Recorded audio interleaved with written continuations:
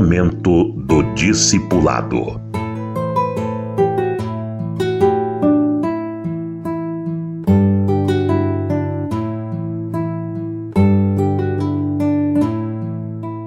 Eu quero fazer uma análise da relação entre célula e discipulado. Vamos procurar entender, e sempre tomando algum exemplo do Antigo Testamento, principalmente quando Deus ordena que se faça alguma coisa. Uma delas era o censo, o recenseamento. Muitas pessoas se perdem nisso, inclusive Davi, uma vez pecou gravemente contra o Senhor, mandando recensear o povo.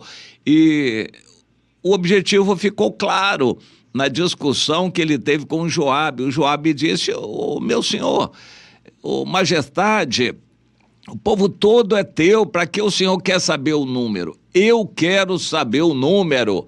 Davi disse para o Joabe: vai e me obedece. Joabe: tá bem, sim senhor, vou obedecer. Levou mais de 9 meses fazendo aquilo para consumar o pecado que trouxe consequências graves sobre Davi e sobre o povo. Recenseamento, contar o número. Pois é, hoje, infelizmente, o povo evangélico peca muito na numerolatria, a idolatria dos números. Isso tem um imbróglio tremendo. A numerolatria é humilhar o ser humano, reduzi-lo apenas a um número. É como o mundo trata as pessoas, como um macaquinho de auditório. Você conta como um que visualizou uma certa mensagem. Você não significa nada para eles. Eles estão contando você apenas como um número.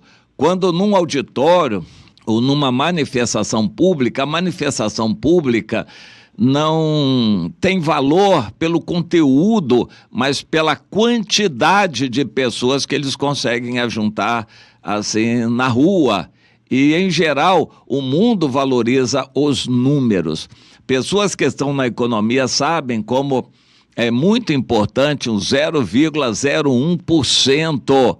Eles valorizam os números, mas Deus valoriza cada um de nós. Jesus morreu por cada um de nós. Ele não morreu por uma penca de pessoas. Ele morreu por cada um de nós. Quer um relacionamento pessoal com cada um de nós.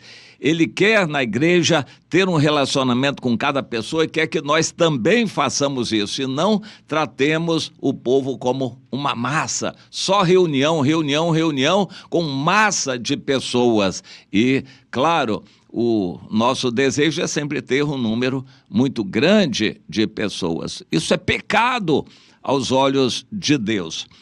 Na verdade, a reunião grande de igreja é uma utopia. É uma utopia. Isso não é uma realidade. E a verdade da igreja são aqueles que estão em comunhão, que se conhecem uns aos outros, que amam uns aos outros. Então eu digo que a célula é a verdadeira igreja e não a massa, a grande reunião, a grande multidão, mas a célula, onde as pessoas se conhecem, praticam a obediência a Deus, uns levam os outros em consideração, isto é, a célula. Mas quando nós vamos para o Novo Testamento, o que Jesus fez e mandou que a gente fizesse, ele não focaliza a célula. Claro que ele subentende a igreja, 2 ou 3 reunidos, mas a ordem máxima do evangelho é: ide por todo mundo, fazei discípulos. Fazer discípulos é a ordem para todo cristão. O cristão que não está empenhado em fazer discípulos está pecando contra Deus. Alguém vai dizer: mas eu não sei o que é isso, eu nunca fui discipulado, eu não tenho condições, eu não tenho entendimento. Então se junte com alguém que tem entendimento. Ficar parado, acomodado, um crente que não faz discípulo é pecado, é desobedecer a ordem do Senhor. Se junte com alguém que está empenhado em fazer discípulos. Nós não seremos medidos, avaliados pelo Senhor pela quantidade de discípulos que fazemos, mas pela obediência.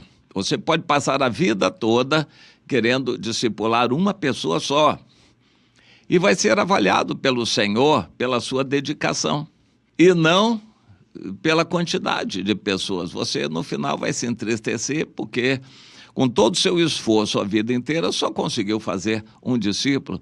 Mas o dom que você recebeu foi esse. A pessoa que Deus colocou no seu caminho foi essa. Então, o trabalho que Deus quer que você faça é esse. Você não vai fazer como aquele que escondeu o talento no lenço. Senhor, tem tanta gente aí que faz tantos discípulos, eu não tenho capacidade, eu vou passar a vida inteira para fazer um só. Senhor, isso não vai dar certo, é melhor eu ficar aqui no meu cantinho firme. Quando o Senhor voltar, eu vou entregar minha vida para o Senhor. Não vai estar com o Senhor porque desobedeceu. Você tem que se esforçar em fazer discípulo. Nem que passe a vida inteira, a vida cristã toda, fazendo um discípulo apenas, mas faça com amor, com dedicação para o Senhor. Entenda isso. A ordem é fazer discípulo. O cristão não entende, mas precisa entender que estar debaixo dessa ordem de fazer discípulos condiciona toda a nossa vida. Você não conseguirá fazer discípulos sem amar. Você não conseguirá fazer discípulos sem disponibilizar tempo para ir até a pessoa. Você não conseguirá fazer discípulo se você não se humilhar a ir até a pessoa. Você vai ter que ouvir a pessoa, amá-la e gastar tempo com ela. Existem muitas coisas em nós que são condicionadas por essa ordem de fazer discípulos. Você vai se submeter a uma disciplina rigorosa na sua vida, vai se santificar, vai procurar estudar a Bíblia, orar, você vai se humilhar, você vai exercitar o amor para ir até a pessoa, para poder conseguir fazer um discípulo. E fazer discípulos condiciona toda a nossa vida, inclusive a santidade pessoal. Isso é o que Deus quer.